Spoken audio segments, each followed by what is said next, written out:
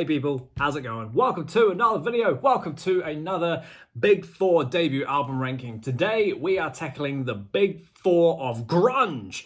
Now, for those who know me, grunge is probably my very, very bottom ranked subgenre of music. Apart from the likes of jazz and country and stuff, but in terms of rock and metal, grunge is just all the way down the bottom. I've never been a fan of it. I've never been a fan of the bands associated with grunge. Mostly any 90s mainstream stuff. I was just no, not a fan, never liked it. But like the new metal one that I did a couple of weeks ago, I am surrounded by people who do like this kind of stuff.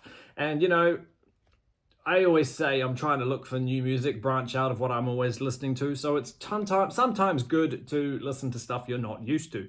So the big four that we're going to be ranking are the debut albums from Soundgarden, Nirvana, Pearl Jam, and Alice in Chains. They are the four bands that we're tackling today. So we're just going to rank their debut albums from least favorite to the favorite, and it should be a good time. Like I said, this was quite hard to do because I'm not a grunge fan, made some sacrifices, but hey, it's done now, so let's get straight into it. Let me know down below what your favorite grunge debut is. A lot of you took part in the poll that I did, so that was fun. Let's see how well it stacks up, eh? So coming in at number 4, I've put Soundgarden's debut in. This is called Ultra Mega Okay. This is the worst of the worst. For me, it's probably fine to some people, but to me, I just found it really, really boring, really, really long, and just not a good time.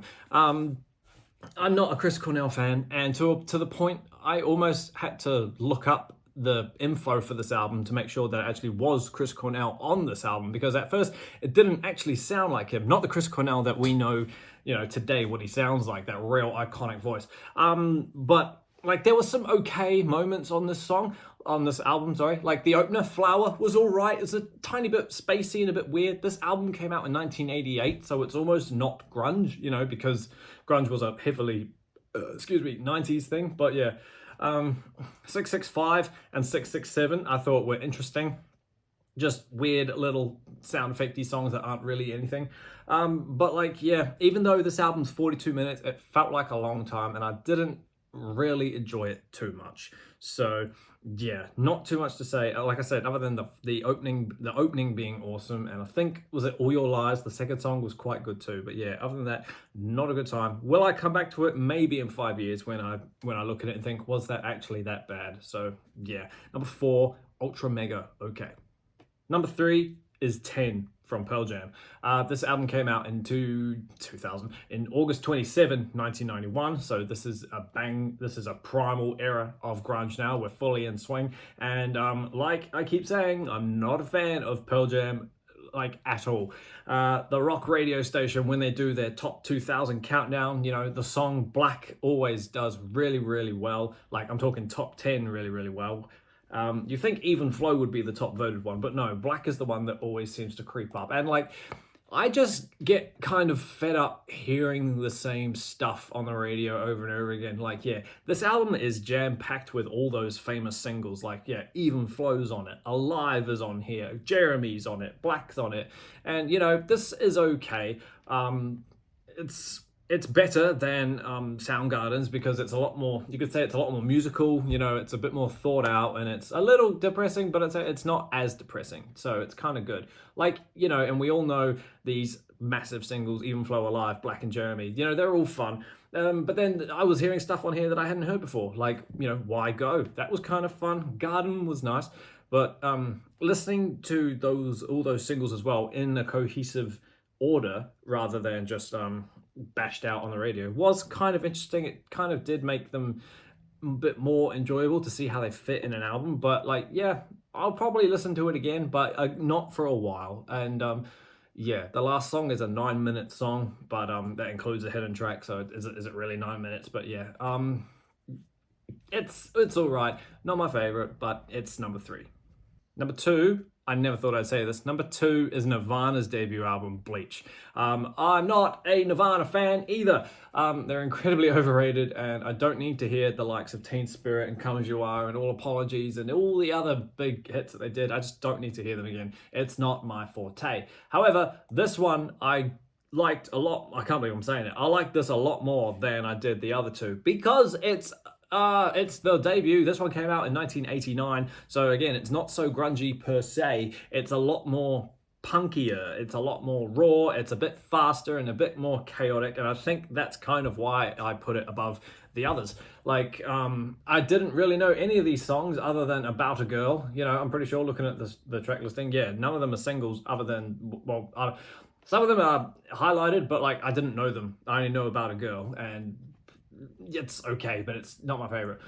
The stuff on here that is fun though, Negative Creep is a really, really good song. I do like that one. I think, I can't remember which one it is exactly. Is it Paper Cuts? The one where it's like, boom, like it's actually got like a real heavy intro. It might just be one note, boom, boom, you know, like repeated, but it was fun. Mr. Mustache was pretty fun.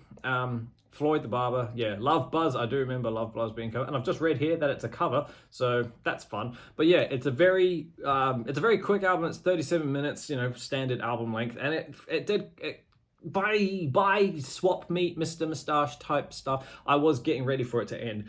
But this one was more tolerable because of how punkier and a little bit faster and not upbeat, but you know, but it was more fast-paced energy. So I liked it. I didn't love it because I don't love grunge, but it was good. So yeah, number two is Bleach. And so number one for me is Alice in Chains' debut, Facelift. This one comes out in 1990, so it's before the others, but not after. But after Soundgarden. I think I knew that this one was going to be number one even before I'd even just started listening to the others, because one, I'm much more tolerable of Alice in Chains than I am to the other stuff, because I just think they sound better. They're a bit more, yeah, they're a bit depressing, you know, in parts, but they're the closest thing to what I like in terms of like my musical style. You know, they're the closest grunge band that you get to like the metal side of music, you know. We Die Young, the first song, I had never heard that before, but it was good. I did really, really enjoy it. It was a quick song, it's only 2.5 minutes, but I was like, okay, cool. If this is the style of this album, straight away I was like, this is going to be number one. Obviously with Man in the Box as well, we love that song, we all know it, we all love it, and it's good. Sea of Sorrow, I hadn't heard that song before, but I thought that was cool, you know. Here I am tomorrow in a sea of sorrow. You know, it was cool. I was like, this is funky, you know. And Bleed the Freak as well. The first half of the album was really, really good. You know, that's where all the fast-paced songs are. And then you get to like the second half and it does kind of slow down a bit. It gets a bit more mellow and a bit more drawn, and this album is a long one. Well, this one's 54 minutes, and by the time you get into like track 8, track 9, you are starting to be like, okay, how many more have we got? But it's better. It's the best of the worst, in my opinion. I saw Alice in Chains live back in when was that? I don't even know. What year was that? 2017, I think. I saw them in America, and it was a great time. But yeah, like I just waited for Wood, which was the last song, which isn't on this album, but still, Facelift was good. Would I buy it if it's in the shop? Probably. And yeah, I did have a fun time with it. I would listen to this again. I really would. Love, Hate, Love was fun. And I think, I can't remember, was good too. I can't actually remember. But yeah, no. Number one is Alice in Chains because it's the closest one to the metal that I do like to listen to. So yeah, number one, Facelift. Awesome as team. Thank you so much for hanging out with me while I sit here and try not to roast the grunge genre too much. Yeah, like I said at the start, it's not my forte, and I'm really glad that this is over. I won't lie. So now I can get on to like some more other top 4 debuts. I'm going to go back into the metal stuff. I might do death metal next because I don't listen to too much death metal, so I'd like to get involved into the debuts of that. But yeah, I've got a list of who to do. So yeah, hopefully death metal should be next, if not soon. But yeah, keep an eye out for the next one. But until that happens, everybody, stay inside, stay safe, listen to metal, don't listen to grunge, and I will see you all in the next video. See you later.